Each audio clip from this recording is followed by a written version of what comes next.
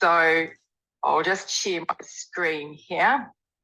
Okay, so just make sure you've got a big purple screen that says Altogether Autism there. Great, I've got the right screen. Okay, so we're going to start today with a karakia. The thing about a karakia is it binds us all together during this time so that we're whānau together in this discussion. So you're quite welcome to say this with me.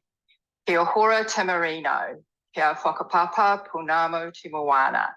Hei harahi mā tātou ai te rangi nai. Aroha atu, aroha mai. Tātou ia tātou katoa. Hui ai, tai ki ai. May peace be widespread. May the sea be like greenstone. A path for us all this day.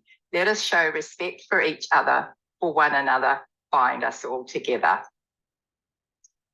So it's probably best to start with a little bit of an introduction to myself. So yes, I am a facilitator with Altogether Autism, essentially working in my passion and my happy place, the place that I love to be, which is supporting people who support autistic people. And one of the main reasons that I'm in this place is that I have two sons and they are 30 and 25, and both of them are autistic. So we've had quite a journey and we've been on it for quite some time, and both of my boys are quite different to each other. I have a background in adult learning and development, so putting it all together, working in this area really suits me. What I'm going to do today is I'm going to introduce you to us as a place that you can come to support, and some other things that the government has also that you can come to for support. Then we're going to talk a little bit about autism, a little bit of a concentration on autism and other conditions, and some of the presentations of autism. And at the end, we're going to hear from some autistic people about their experiences as well. And then obviously afterwards, I'm happy to answer any questions that you've got. So Altogether Autism has been around for a number of years. We have a disability information contract. So what that means is that anybody can come to us for any information around autism, and that information is free to you. So there's many means that you can come to us for that information. And so we have in our Learning and Information Centre, we have the information side, and we have a live chat. So if you look at the bottom of the screen there's a little orange icon there, like a speech bubble. That's what we call a live chat. And when you get on there, you're actually talking to real people, which makes a huge difference to know that the person at the other end of the typing is an actual person. And our live chat agent currently are autistic people. So Rachel Wiltshire is the Altogether Autism live chat person, and she is autistic herself. And we also come under an organisation called Your Way Kia Roha, which is a pan-disability organisation. So we have a chat around all disabilities as well. We very much listen to what autistic people say. So you'll notice on our website it says trusted information and advice in New Zealand. So, and I know most of you would have done this, Googled autism, right? And when you Google autism, you get like millions of different answers, millions of hits. And the problem is sometimes knowing which is really good information, which is information that you can trust, or which is research-based information, because anyone can put anything they like on the web. So we make this bold claim, trusted information and advice in New Zealand, because everything that we talk about is research-based. So it's a good first stop to check the information that you've got, or make sure that any information that you've got is evidence that research-based information. So we kind of hold that. And then the other part is the listening closely to what autistic people say to us and to what people with lived experience. So, for instance, people like myself, I have lived experience because I have two sons who are autistic. So really listening to the voices of the autistic community. So we will hold both of those in our hands. So that's the information part of what we do.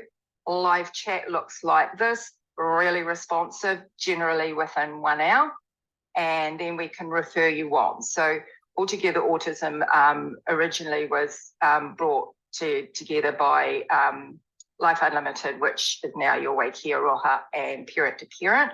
So we have access to researchers and we can refer to parent as well. And we have an information hub, which has got a huge amount of information. We put out journals, and all the articles in the journals are generally written by autistic people or professionals around autism, and all those articles are on there, as well as various other things.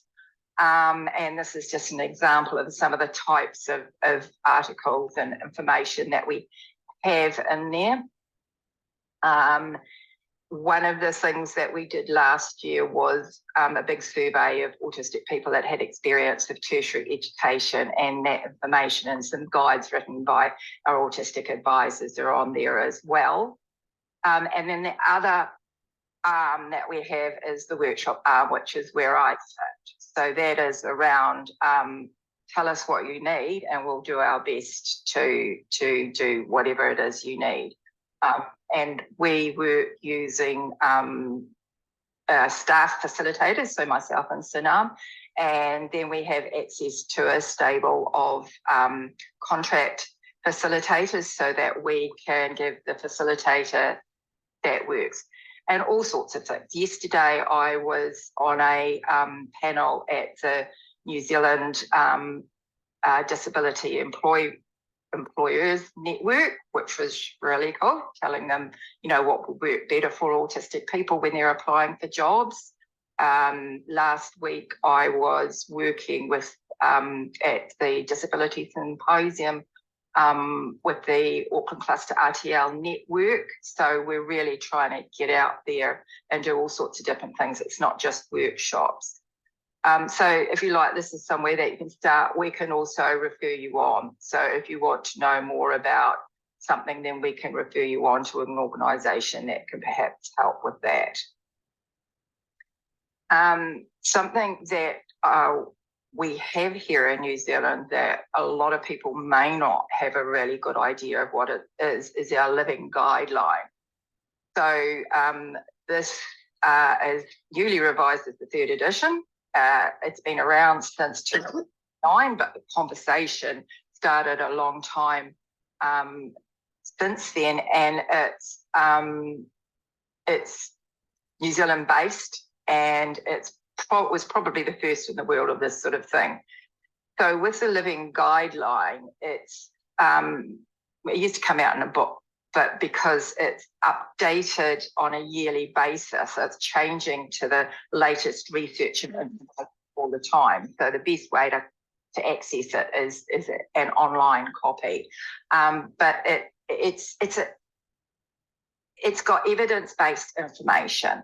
And every year since 2009, research relating to a topic within it has been critically reviewed, considered by a living guideline panel or an advisory panel, and then they update the information in the guideline. And then there's also about 13 supplementary papers that have been added to that. So this is a lot of it's almost like bullet point. It's really easy read stuff. And it's something that sits on the ministry's website and that anyone can have access to. So if you haven't got access to that or a link to that, then if you go into the Whakaha's website or Google Living Guideline and get a hold of a copy of that, it really does give you the latest updated research as far as it can. So that's also another place that you can get information. So yeah, and obviously through all sorts of different organisations, everybody has their own type of information, and where you can get support and help, etc. But what I'd like to move on to now is, most of you probably know this, so this is what autism looks like. So because we listen to what autistic people have said, what we have in this chart here is, on the purple side is the diagnostic criteria, right? So this is, if you've got ASD, these are the impacts that you will have in your life. And then on the blue side are things that autistic people have told us that they would like to have talked about. The thing around autism is that a lot of the language, if you're going to like hospital appointments, schools, IEPs, all those sorts of things, the language can be really negative and can feel really negative. So, for instance, ASD stands for Autism Spectrum Disorder, which sounds really heavy, you know, you're broken, there's something wrong with you. But some things that have been resonating around New Zealand are words like takiwatanga, which is te reo term for autism, which means in his, her, or their own time and space. And then we have the high functioning, low functioning words, which is putting people in boxes. And it's about what people's support needs are rather than putting them in boxes. And when we look at some of these things, it's really quite negatively based. But it's about what support needs does the person need in these areas and how can we help them. So we talk a lot about theory of mind, anxiety, executive functioning, difficulties, communication, language. So at any level that of ASD, you will find there are difficulties. And what people tend to see is this kind of linear spectrum of autism, whereas you're less or more autistic. But with autism, it doesn't really work like that. With autism, what it looks like is more like this. Okay, so what we're seeing here is that a person can be impacted by their autism in many different ways. So if you're looking at two autistic people, you're looking at two people who are quite different from each other. And from day to day and from moment to moment, and depending on what's going on in their life, this can change as well. So we talk about someone who has impacts in communication or social communication. I have one of my sons, he's really like verbally gifted. However, when anxiety impacts him, his words go away completely. So it can look very different from even minute to minute as to how life is impacting him. So putting people in boxes and saying that they're either this or that doesn't actually work for most autistic people. It depends what's happening in their life at the moment on how they're being impacted and in which abilities they have these differences. So mainly around language, motor skills, perception, executive functioning, and sensory are the main areas that we find differences. And I'm going to, I have a video later on from one of our autistic advisors, Rebecca Corlett, whose daughter is just turned 15, and she's essentially non-speaking, talking about how communication works for them and how AAC works for them. And so really important that we understand that it's a complex disability and that it can affect every part of a person's life, but perhaps someone might not look like it's affecting them right now. So there's a saying in the autistic community that just because my autism affects you mildly doesn't mean it's affecting me mildly. So that whole, it can be inside and held in there, but the energy and that to hold that mask over can be quite high. My youngest son masks extremely well. And so every now and then he gets autistic burnout and just stop. he's okay until he's not okay. And that's because he burns up so much of his energy and time and himself in masking and being someone who's not who he's not. Whereas my other son doesn't mask at all. And so he's authentically himself all the time. So what causes autism? Obviously, over the years, there's been lots of reasons posited about what causes autism, from refrigerator mothers to vaccinations. But the most recent research is showing that it is more likely to be genetics, and it seems to run in families. So what we're generally finding with the communities that we're working with is that if you have an autistic person in your family, it's highly likely that not necessarily autism, but there's other neurodiversities or issues or differences around the family. So that wraparound around whole whānaus is really important. But it's not about pointing fingers or anything like that. It's unlikely to be the environment, and it's definitely not vaccinations, trauma, or parenting. Interesting, a lot of things can look like autism. So, for instance, trauma can look like autism. So someone who has early trauma, it actually changes the brain so that the person, instead of being wired for connection, like a baby's wired for connection, they look at you and you're connected to them and you do stuff for them. If they have early trauma, they can be wired for self-preservation, which looks very different, like withdrawing, and that can look on the surface like autism. Fetal alcohol syndrome can very much look like autism, or you can have things like sensory processing issues on their own, or OCD looks a little bit like autism. It just comes from a different place. So the diagnostic process has to be really robust to pull out where it actually fits. But generally, you're seeing some family history of differences, or it can sometimes seem it comes out of nowhere, which is when we got our first son diagnosed, we didn't know where it had come from. And that's okay too. So prevalence is an interesting one. There isn't a lot of statistics or research done in New Zealand. So most of the information that we have comes from overseas. And when we look at New Zealand studies in New Zealand, it's very conservative compared to the rest of the world. So our studies have been done on a much smaller scale.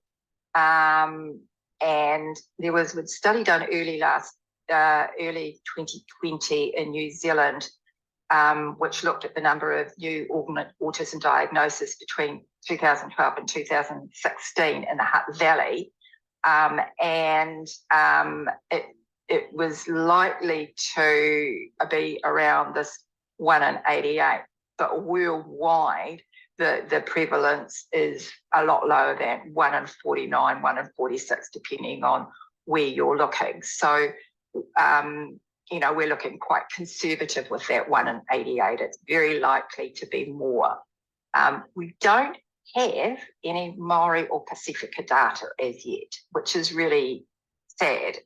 And we should have. We need this data. And obviously some of that is about how the data is collected and all those sorts of things. Knows no boundaries. And so also conservatively, it's about 4.3 times more common in boys than girls. However, it's probably likely to be higher than that, mainly because girls the presentation of girls is likely to be a little bit different. The way they diagnose autism is very male-based rather than female. So there's lots of stuff going on around at the moment around diagnosis for girls. The average age of diagnosis for girls is generally a lot higher than boys. Something like girls is around 13 and boys is around 7 or 8. So there's quite a difference. And some of that is because if you're masking and on the surface looking like everybody else, and then, you know what happens at 13? You go to high school, you get into boys, or everybody else gets into boys and fashion and makeup, and you get into cliquey groups and things like that. I'm sure all you ladies here can go back to your school years and remember that time as being quite socially difficult to navigate. And so often girls are diagnosed because there's been something happened quite traumatic in their life around that time. They've been bullied, or they've had a breakdown, or something like that. Another interesting thing is that they reckon that probably about a third of girls and women that are diagnosed with eating disorder are actually autistic too. So that may be how they're controlling themselves through their eating in some way. Is it increasing? Or are we better at seeing it and diagnosing it? So it looks like it's increasing, but it's more likely that we're better at seeing it, especially at the less obvious support needs end of the spectrums. So someone who has less obvious support needs around social may be missed, or maybe thought, you know, you're okay. So yesterday at the New Zealand, the Disability Employment Networks, we were talking about that, and there's this thing called the high functioning curse, which is if someone sees you as high functioning, you're actually presenting as typical, and so nobody's seeing the struggle that's underneath you until you have a burnout or something like that. So they're less likely to make accommodations for you, or people are less likely to see you as having a disability and having support needs, more likely to see you as being horrible or naughty or not coping, those sorts of things. My youngest son works, and he had autistic breakdown at the end of the big long Auckland lockdown, because he'd been doing a lot of stuff online, and nobody saw it coming. And then when we talked about it with the organisation he works for, it was like, we know he's autistic, but we forgot because he's so capable. And that kind of resonates with a lot of people, in that you're presenting as capable, but people forget that you are actually autistic and that you still need those accommodations.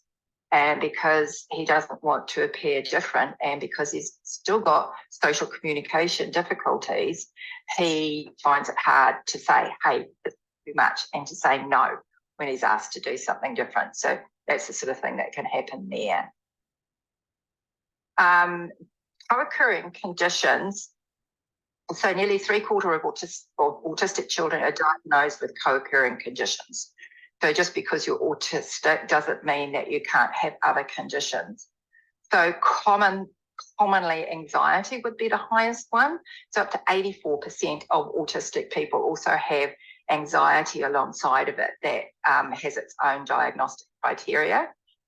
So anxiety is not part, if you remember back to that first chart, it's not part of the diagnosis of autism. It comes alongside, which means that in New Zealand we have issues around the different silo that supports and funding are in between mental health and disability. Not ADHD, ADHD, sorry, that's my typo there, up to 80%. So ADHD is in neurodiversity, and you often find that coming alongside autism. And you'll often find that one or the other is diagnosed first, because the way the ADHD presents is hiding the autism, or vice versa. Depression, much higher than the rest of the general population, and interesting, more women than in the a higher percentage of women than in the general population. So depression is very big. We're now kind of changing it a little and looking at some of that depression as autistic burnout, which is slightly different to a breakdown or depression. Down syndrome, so up to 40% of people with Down syndrome are also autistic. But because the population of Down syndrome is small, the percentage of people who are autistic and also have Downs is quite small. The eating disorders, so certain types of eating disorders, as I said before, epilepsy, 35% as compared with 1% of the population. So with that, some types of seizures are difficult to identify. In contrast, other episodes are much easier to identify. So if you've got a non-speaking autistic person, it may be difficult at first to identify that they're actually having seizures, most likely to develop in adolescence, but there's limited research as to how common this is among children with autism. Fragile X is a genetic cause of autism. So autism is relatively common in children with Fragile X, but like Down syndrome, there's only a small amount of children with Fragile X. Lots and lots of gastrointestinal and immune function disorders, up to 4 times more likely, metabolic disorders, and sleep disorders. So one of the really well-known things about autistic people is that sleep can be quite difficult. So between 50 and 80% of children on the spectrum may experience one or more sleep problems. Things like falling asleep, night waking too early, poor quality of sleep, those sorts of things. So that's highly likely. And we all know, right, you guys all know what you feel like when you've had lack of sleep. Imagine living with that. So it just makes life difficult. And then we have intellectual difficulty, disability, and developmental delays. So you're looking at 20 to 30%. Now, it used to be thought that it was higher than that. In the past, it was thought that about 50 to 60% of autistic children had an intellectual disability or developmental delay, but it's now thought to be around the 20 to 30%, with a percentage on the borderline.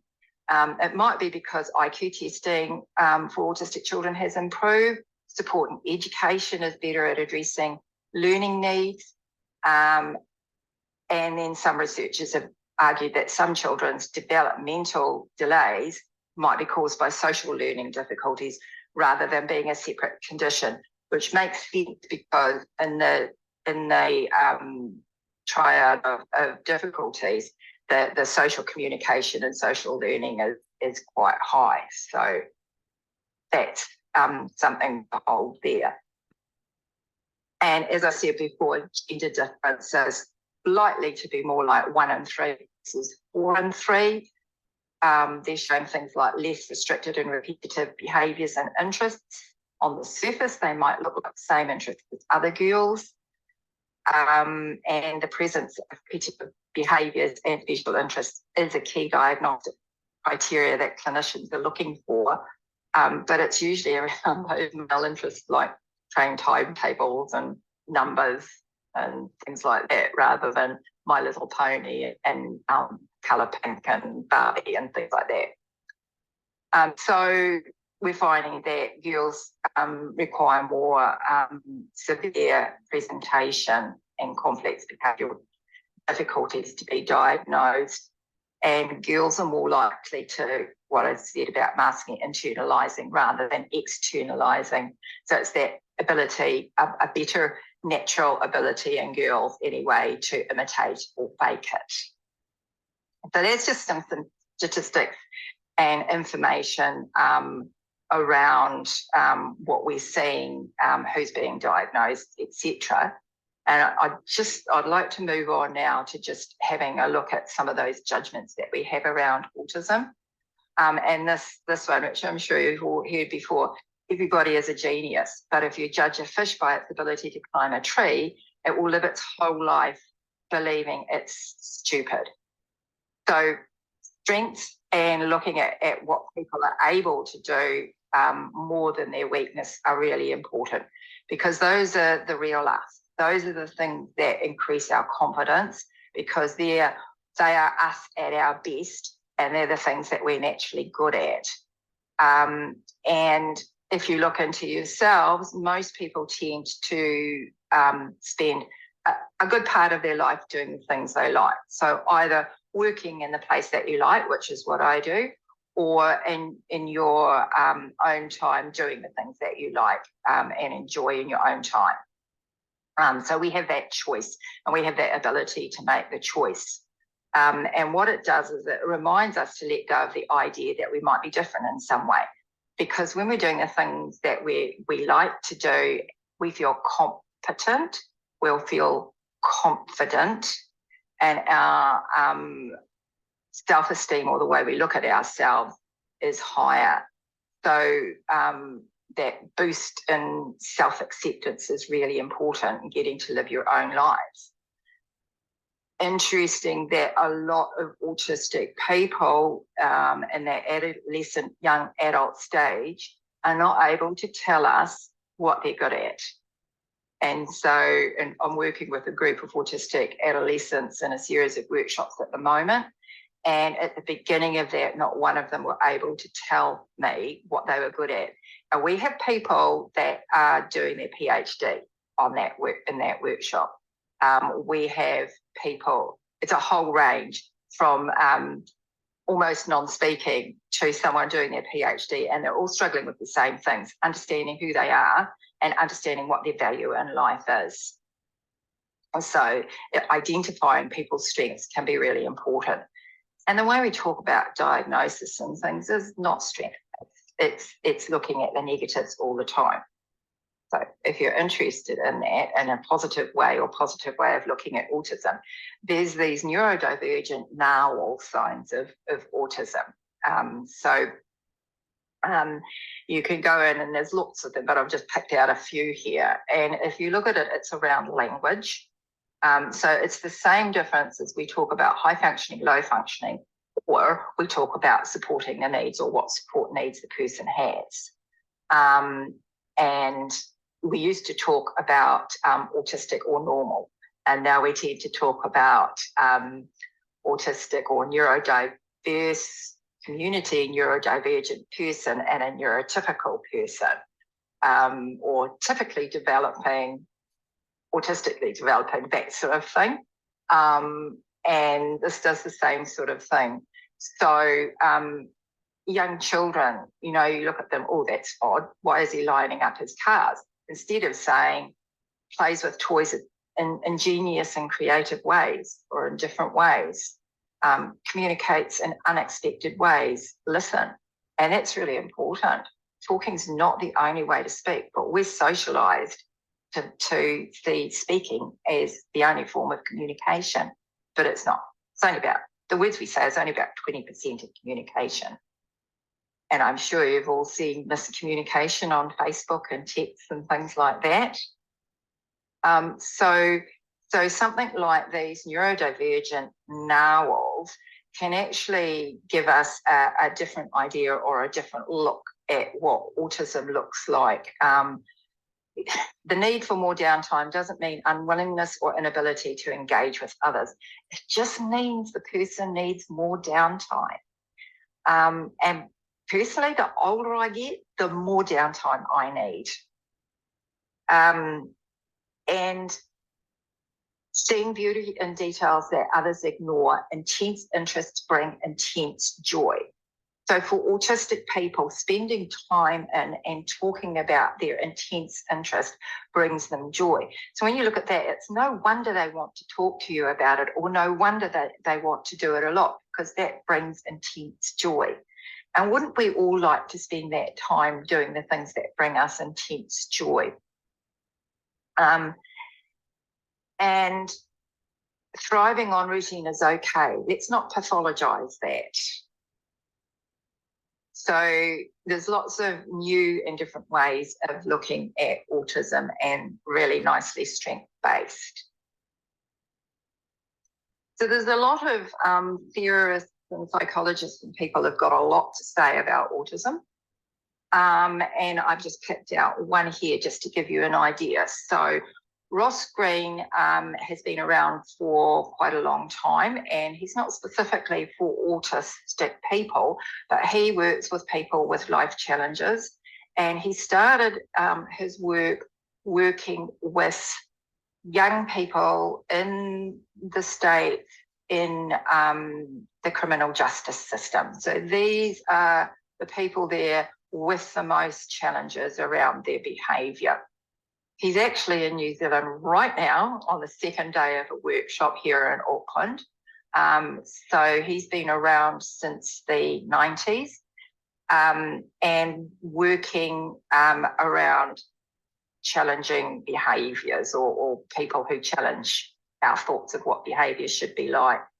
His website is Lives in the Balance, and he looks at what he calls collaborative and proactive solutions. So it's working with the person as much as you can to understand what's going on in their life, and it's reframing what we're seeing.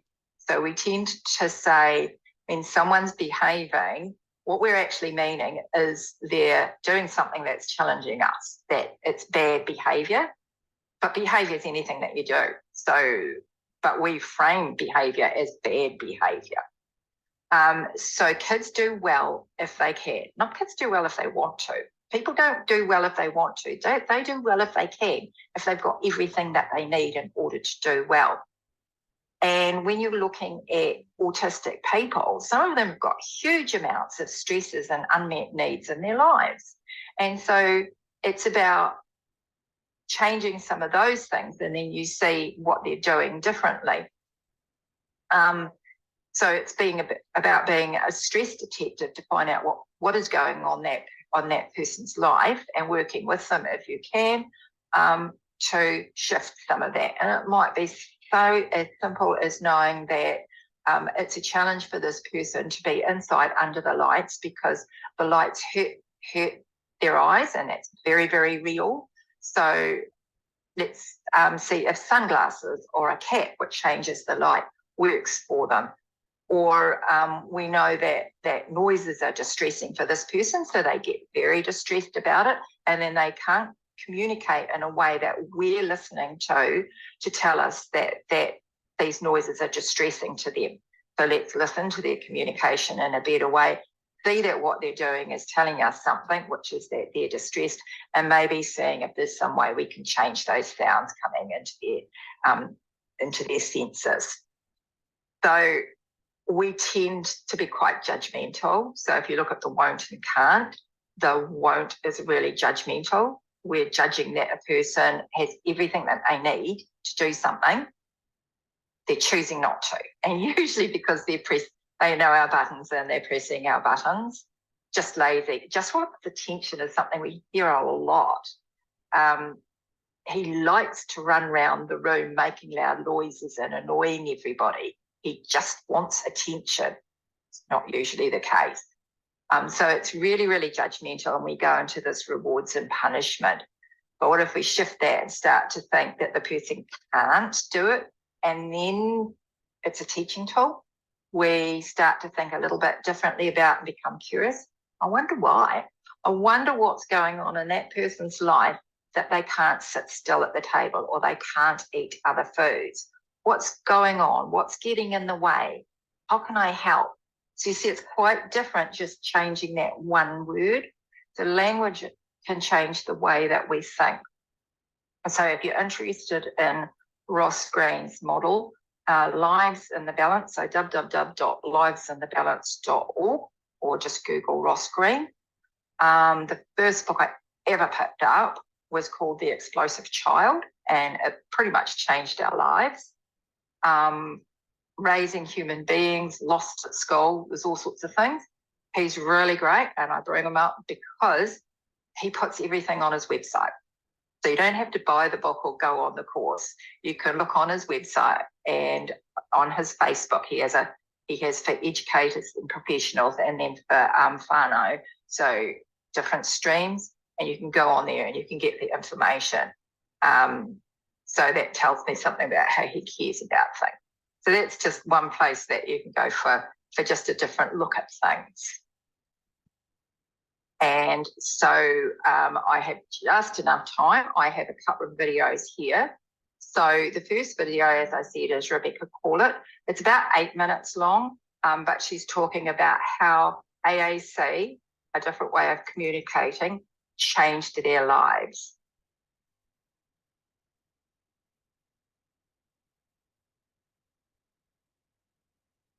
Kia ora koutou, ko Rebecca Collette toko ingoa. I'm the mum of a 14-year-old girl, Sophia, who was diagnosed as autistic at age 2.5. She is non-speaking and uses a mixture of AAC,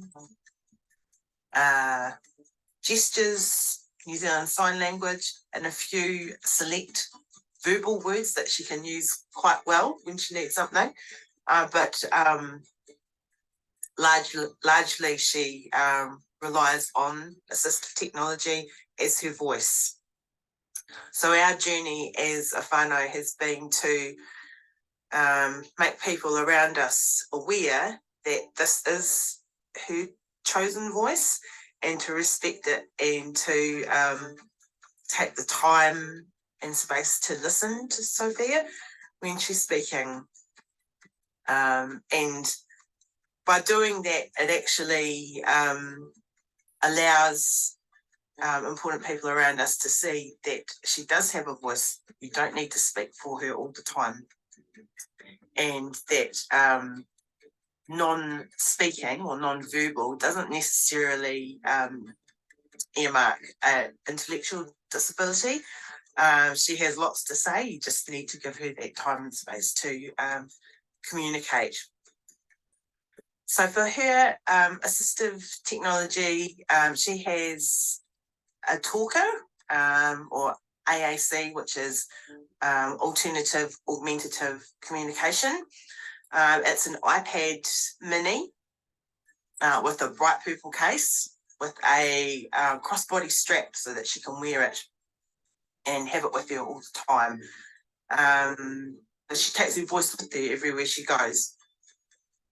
It has a communication app loaded on it, which is, you're probably familiar with it, but it's a grid-shaped screen with symbols and the associated word underneath it, which when you press it, it creates a synthetic voice, and that is Sophia's voice.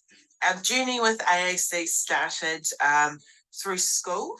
She was at a specialist school in a satellite class through her primary school years, and when she was about 8, we went on the TalkLink waiting list, and it took about 18 months, which felt like forever, but we finally got there, and we were able to trial some different apps to see what fit best with her communication styles. And after about a month of trialing different apps and screen sizes and grid sizes, we found the one that matched her best.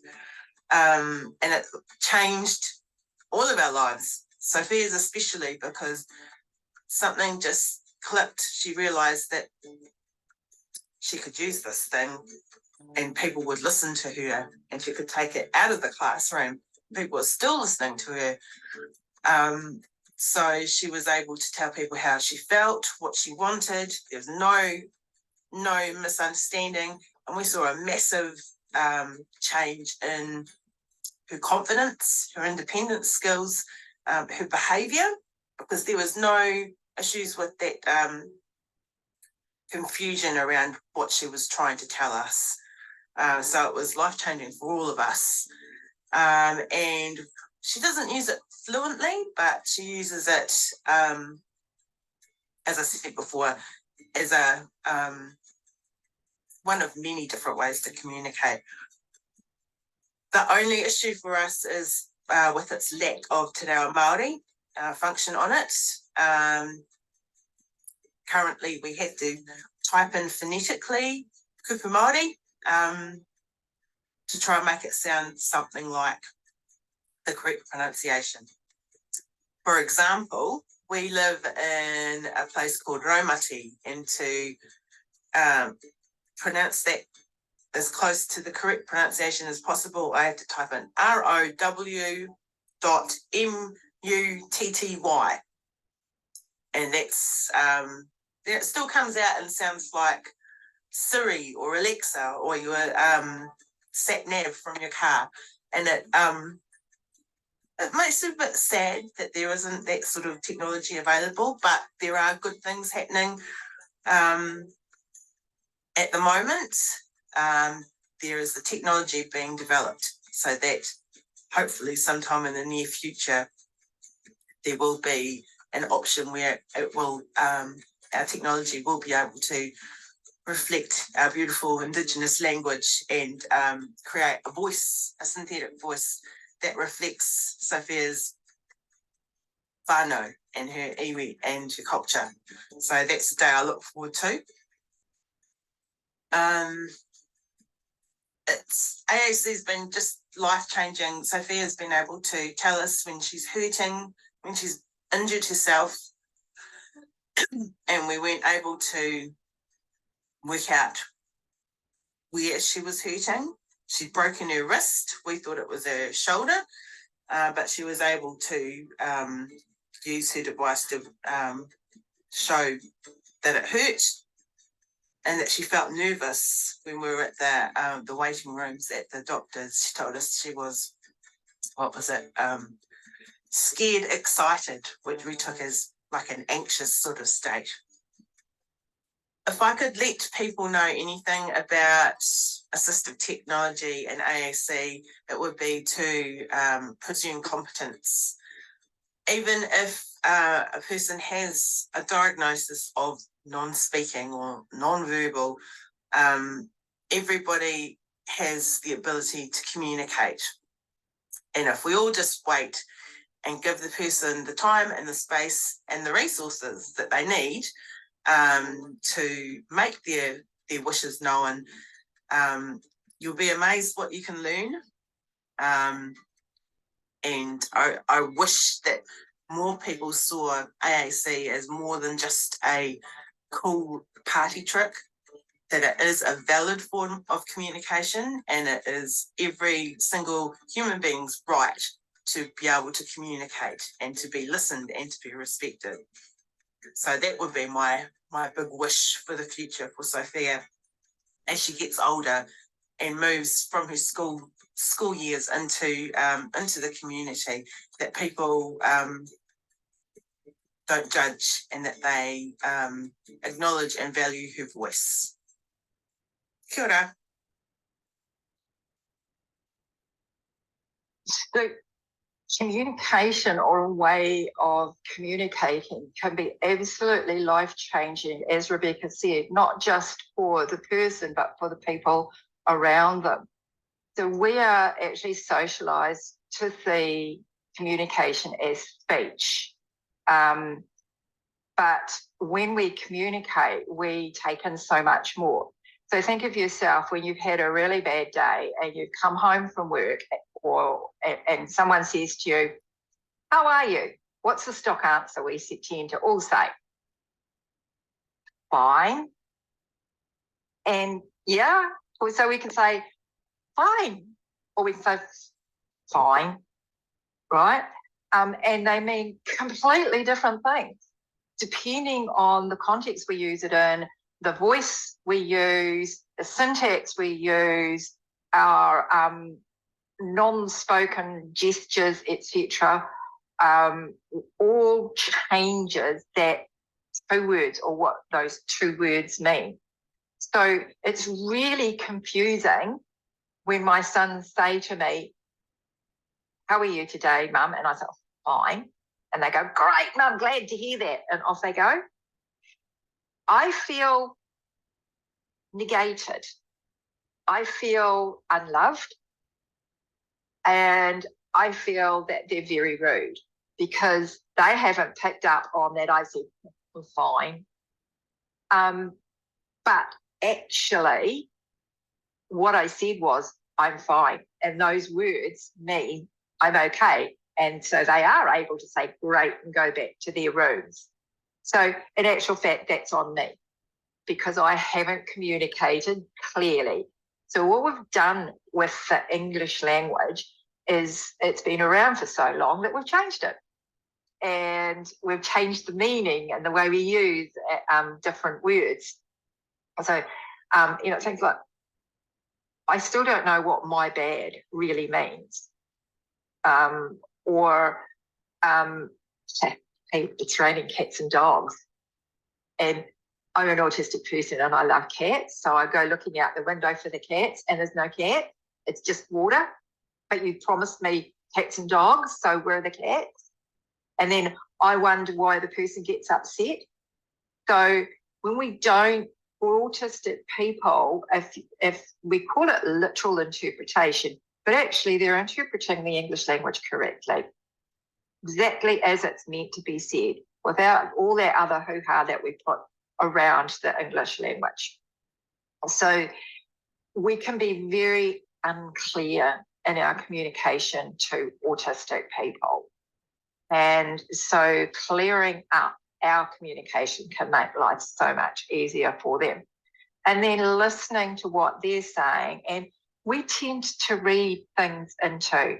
Have you ever done this? Someone says something to you, and you spend the whole night going over and over, what do they actually really mean when they said that? But for autistic people, they mean what they say. So, or they learn rote kind of things. So my one of my sons, one of the things about communication is that you can have a longer processing speed, and it can sometimes be an hour or two or more before they've actually processed a question that you might have asked them. So if you imagine going through life, that someone asks you a question, you get that mum's asked you a question because she's going, obviously waiting for an answer, so that she said something and gone, and she's waiting for that answer, but you haven't processed yet what that question is. But mum's waiting for an answer, and you know that the polite thing is to answer her. So what mum said is, "Go and hang out the washing." Now that's a really clear communication. It's not, "Can you please?" It's not, "Would you?" because they can have other answers. It's, "Go and hang out the washing." Really clear communication. So mum said that, clearly communicated. You haven't processed it yet, so you don't know what she said, but you know she asked you a question. So if someone asks you a question that you don't know the answer to, what are you going to say? Are you going to say yes? Or are you going to say no? Personally, I'd say no. And that's what my sons do. If I don't allow them enough time to process that question, they will say no. And if you've got a 100 kilo 30-year-old there, where do you go to from no? So when I ask, "Hang out the washing," I actually say, "Hang out the washing," and run away before my son's got a chance to answer it, because his answer will be no, because he's learnt that I'm waiting for an answer. So I go away before he can say no. He has time to process that, and within half an hour, he's usually out there hanging out the washing. He feels really good, likes hanging out the washing because it's really helpful, and he gets outside and does it. So, in fact, he's so far into hanging out the washing that he now tells me that I'm hanging it out incorrectly, because I should hang it out like he does. So it's really important that we understand how just what sounds like a simple thing can make really, really huge differences in the autistic person's life, like understanding their level of communication, but also understanding too that the autistic person is their own person and they have their own things that they want to do. they may not have communicated it to you in a way that you're understanding yet, but definitely have their ideas. So I noticed on the chat that someone mentioned Carly Fleischman. So Carly Fleischman is an autistic young lady, and she was diagnosed in the 90s as, in those days, severely autistic, and her parents were told that she would never function much more than a 6-year-old, that she would never communicate, she would never be able to do anything for herself, and that they would always have to look after her. And what's interesting about Carly is she has a twin sister, Taryn, who is typically developing. So you're able to see the difference.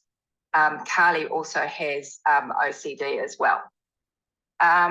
And so this was kind of the base they were working with, and also that Carly was intellectually disabled, so she wouldn't even be able to understand much.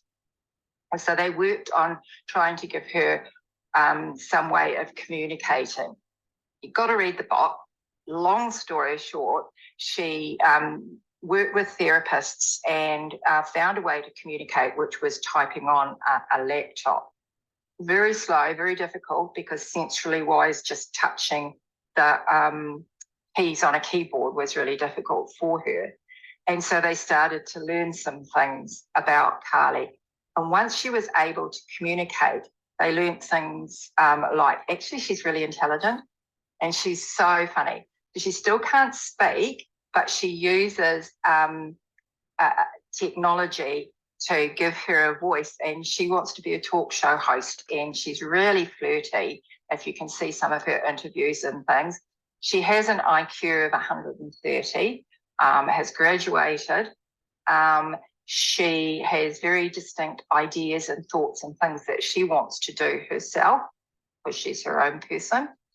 One of the things was that they didn't think that Carly ever watched TV. So assumed that she obviously didn't have a favourite TV program, but she actually did. But sensually wise, she was getting too much information if she watched it. So she just listened to it, but it didn't look like she was listening to it, because she would have her back to it because she wasn't watching it. So if you could imagine, she's sitting there happily listening to her favourite TV program. Somebody comes in, TV's on, nobody's watching it, I'll turn it off. So, we can make all sorts of assumptions when a person can't communicate with us. The reason that Carly started to communicate was because she got really bad toothache. And so she went over to the device that the therapists were trying to teach her, and she typed in, help, teeth hurt, and then went and vomited because she had really bad toothache. And for a long time, people didn't believe that it was actually Carly communicating, because she couldn't do it in front of anyone other than the therapists, because that whole generalization into doing it in a different place or with different people is also difficult. So it took a long time for people to believe. But anyway, if you can see some of Carly's stuff, there's a book called Carly's Voice, which you can get from the library, which talks about that, and just the difference, their ability to communicate at any level made for her. It's quite confronting. So her father says in the book that at one stage he thought that it would be more likely that his dog could talk than his daughter. That's how they felt. And also the difference between Carly and Sophia is that Carly wouldn't use an AAC device, because it was, in her case, a big yellow device that you have to wear all the time. And she felt that wearing the device made her seem disabled. So it wasn't until she was able to use the laptop that she was really able to communicate, because she didn't want to look disabled. So really, really interesting. The important thing is that if we're going to do any reading or anything, if you can go with the lived experience, go what autistic people are saying about their lives. So it's that nothing about us without us. So you're reading what autistic people have said.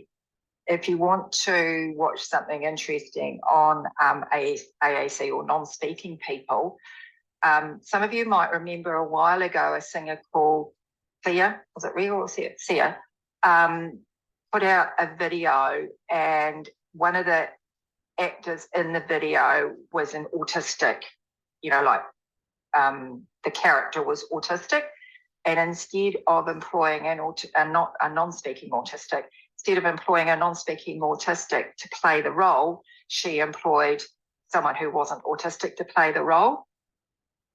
And the non-speaking autistic community went up in arms about this, and then they put out a video, and it's called Listen, and it's non-speaking autistic people, nothing about us without us.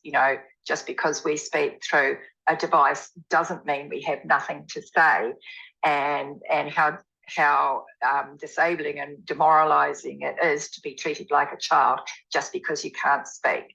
So there's all sorts of different ways that people can communicate, and it's often quite key to understanding a person.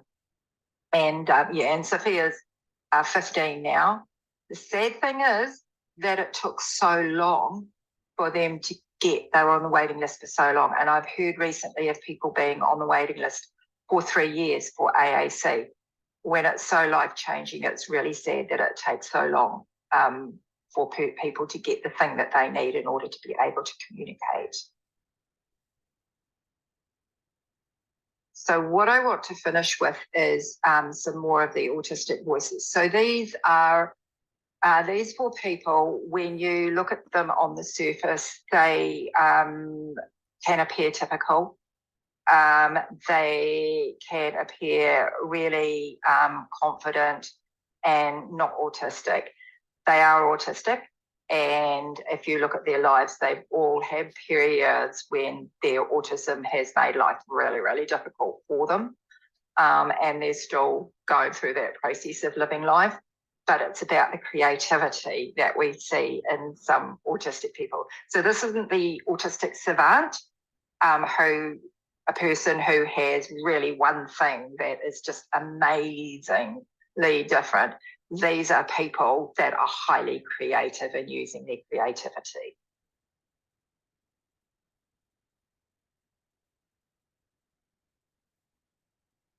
And there's a lot of good things about being on the spectrum that you can have, which is like perspective and different ways that you view the world and view people and things around you. So really just trying to tap into that and then using that as a benefit to put into your music, if that makes sense. Because for music, you really kind of have to have that exaggerated creative side. And so for me, I use it as an ability, and it really helps me get creative with my music.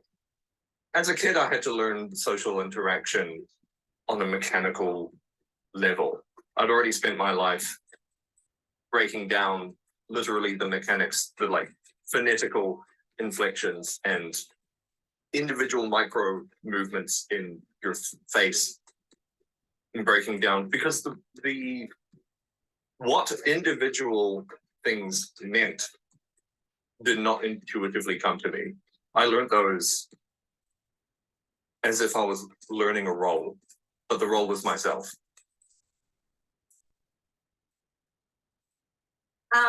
By accepting everyone, no matter what differences. Like autism acceptance can happen by just accepting anyone that walks through your door, because you'll never know who's autistic. We don't look, there's no look to it, and we all come very different.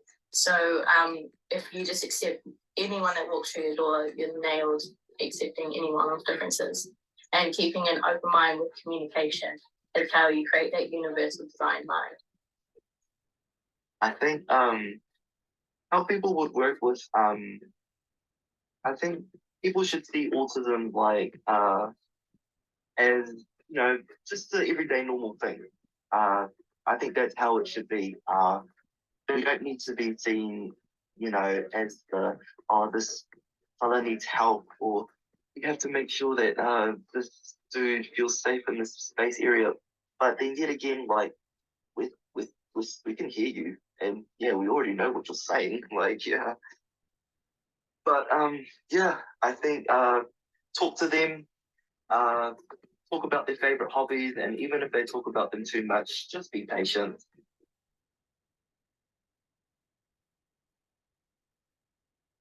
So that's a real spectrum there from different levels of communications, and that's just one part, if you like, of autism. So every autistic person is different. Some people have higher support needs, some people at times have lower support needs, but it's about understanding the person and what their needs are, and what they need and where they are. So I'm going to stop my slide share now.